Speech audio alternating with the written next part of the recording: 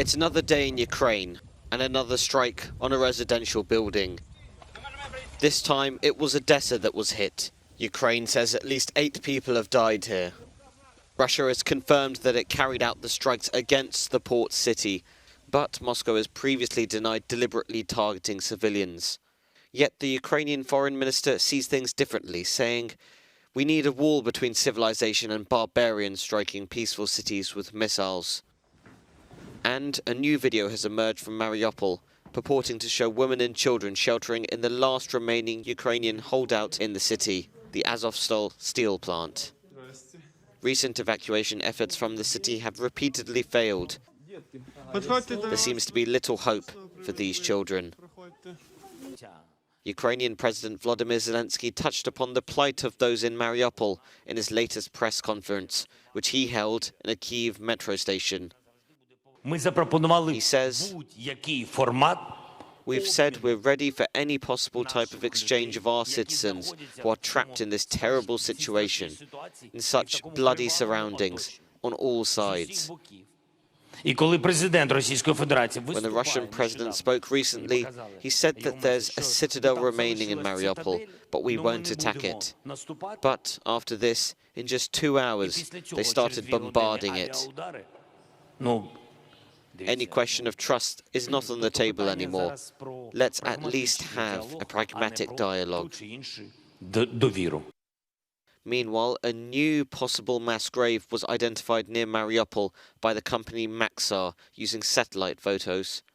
They claimed the site consists of parallel trenches, each approximately 40 meters long.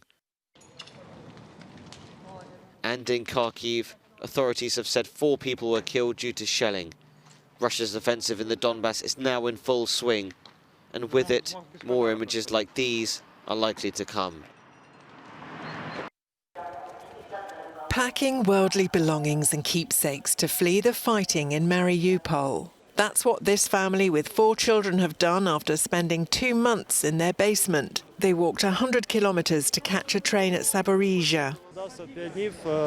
The dad says, "We walked for 5 days from village to village. At night, some old people were giving us shelter." The strength of love pulls them through, but it's a tough time for the children on so many different levels. For these parents, their youngsters have shown inner resolve they'd not seen before. The mother says, "We had no idea that they were this strong. They're really, really strong. I'm very proud of them." And the father says, "I cannot put words on how we feel. We're really proud of them." And their 10-year-old daughter says, "Well, it wasn't so scary. It shook a lot when they hit the 9-story building near our basement. There was a lot of dust that fell from the ceiling. It was full of dust and it was in the air."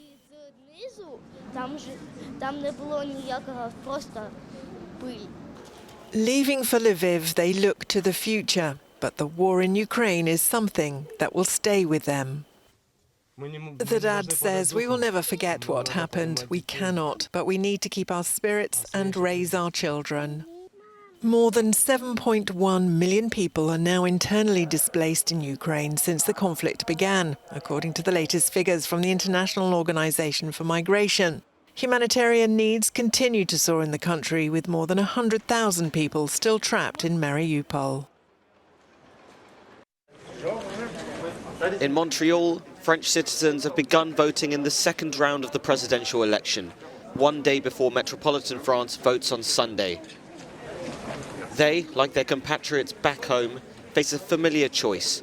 Will it be Emmanuel Macron again or Marine Le Pen? And in the French consulate in New York City, the image was much the same. Official election activities ended on Friday evening. There can be no more campaigning, interviews or polls before the preliminary results are released at 8 p.m. Central European Time on Sunday.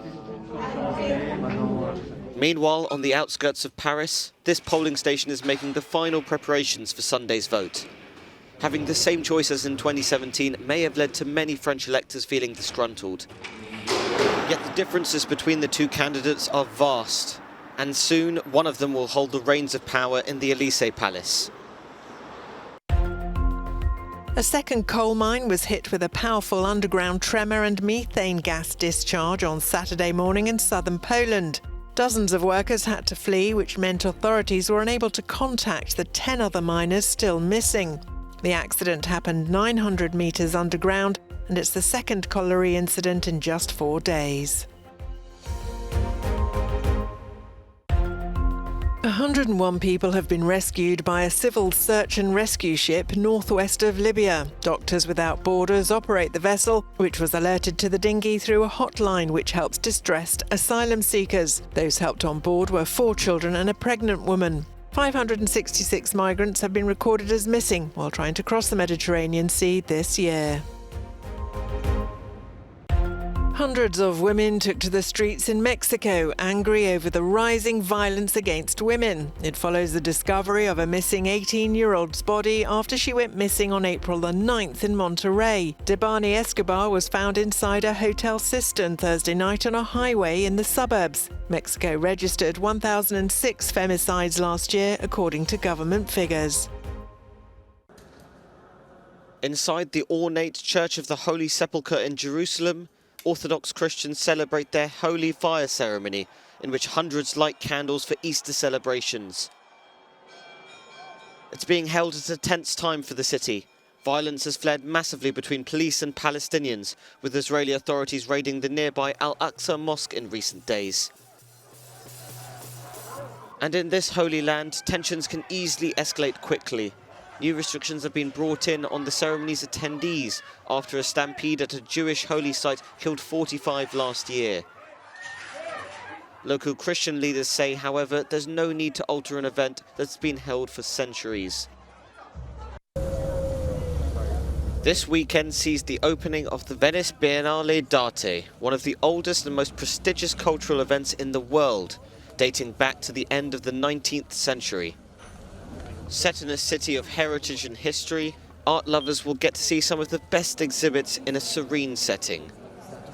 For more than 5 months, Venice's regular tourists and art lovers will be able to get an idea of the state of the world through the prism of artists from across the globe.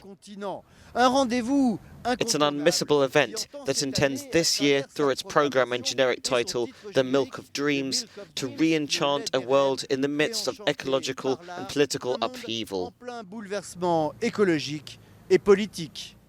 At the exhibition, each country shows artists in its national pavilion.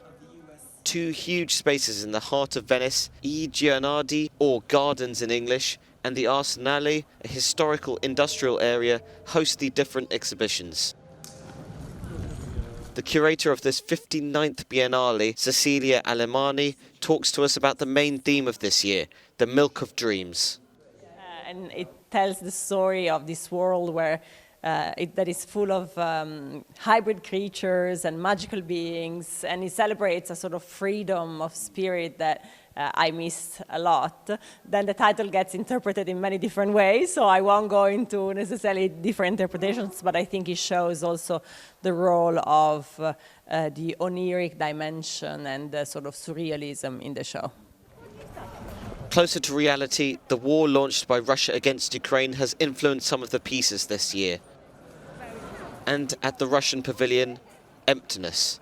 None of their artists are here. The Ukrainian pavilion, on the other hand, is teeming with life. Artist Pavlo Makov is showing his Fountain of Exhaustion, Aqua Alta, which was being shown in Kyiv just as Russia invaded Ukraine in February. It was miraculously reconstructed in Italy in record time, but Makov's thoughts are very much anchored back at home. Well, you know, I was born in Russia, but since 3 years old I'm living in Ukraine, and for me the citizenship, actually for all of us in Ukraine, citizenship means practically everything. It's an Ukrainian pavilion, you know, it's like any other pavilion. It's first of all representation of the country, and I felt myself much more a citizen at that point than an artist. Like I'm always saying that behind any kind of war there is always a cultural conflict, and that's what we have definitely now. As art imitates life, it's impossible to be at the Biennale this year and not see signs of support for Ukraine from artists across the world. The event will continue in Venice until September.